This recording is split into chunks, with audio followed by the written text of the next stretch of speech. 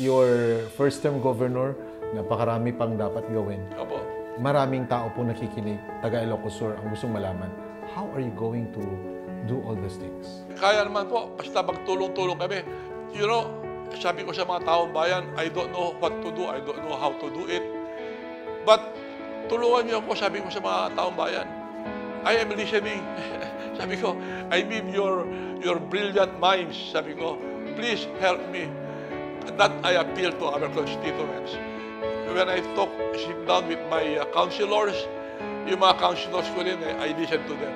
Sila ay direkta sa mga grassroots in all kind of sector. Kaya hindi ako madaling mawala, nandyan lang ako kasi because of my councilors. And I appeal to our constituents. Ang dami pong sumusulat at tumatawag sa akin. Sinasabi nila, kailangan nila, tinuturuan ako kung anong dapat gawin. Kaya maraming salamat sa mga minamahal kong kababayan ko at napapakinggan niyo yung aking appeal at I am always listening also sa mga binibigay niyo mga advices. Imagine Jerry Singson for more than 40 years in public 48 years. 48 years in public service. Napakarami niyo nang ginugol dito. Saan kayo mugot ng lakas, your family, and the support of everyone? Seeing those challenges at ang inyong response, isa lang po yung makatulong ang Panginoon. What you always pray for your constituents na in these times of challenges, yung concerns ninyo about the calamities, the responses, resources, yung matagal na pangako mula sa national government, what is always in your mind, in your prayers? Ayan po, hindi nawawala ang tiwala natin. Nandyan ang Lord, nandyan ang ating Panginoon na gumagabay sa atin. So, whatever naman po na problema ko, siya ang aking inasahan.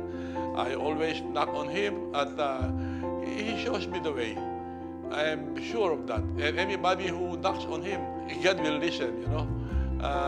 I had so many experiences. Ang gaganda ng timing ni Lord. May problema ako, malalaking problema ko. Talagang parang soko na ako, pero naniniwala ako sa Kanya. Biglang may darating.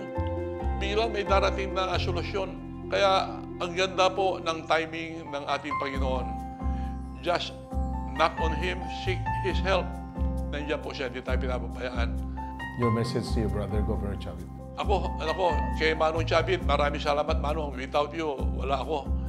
At marami kaming mga leaders dito sa Ilocos Sur, from barangay captain to mga councilors, mayors, vice mayors, governors. Marami kami na naniniwala sa iyo, Manong.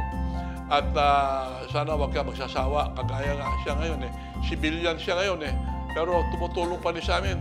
Lahat kami, lahat ng mga mayors namin dito, we always visit his place kasi marami siyang natutulungan kahit na civilian siya. To all your opponents and to all those or the other directions na simply hindi masyadong supportive sa inyo but nakikita nyo na dapat iisang bubong tayong lahat sa Ilocos Sur. The Vice Governor, message po ninyo. Okay, kay Vice Governor, I always talk to our Vice Governor Ryan, and I always invite him sa mga affairs dito. Hindi ko siya pinababayaan. And all the board members, all the mayors. That's why we have this one Ilocos Sur, because this is unity.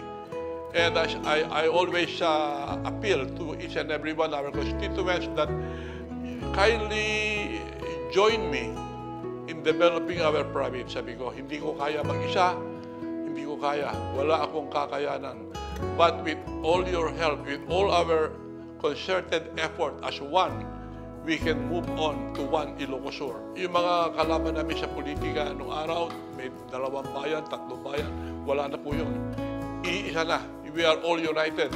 32 towns and 2 cities, we are now united in terms of public service. Issue One-on-One.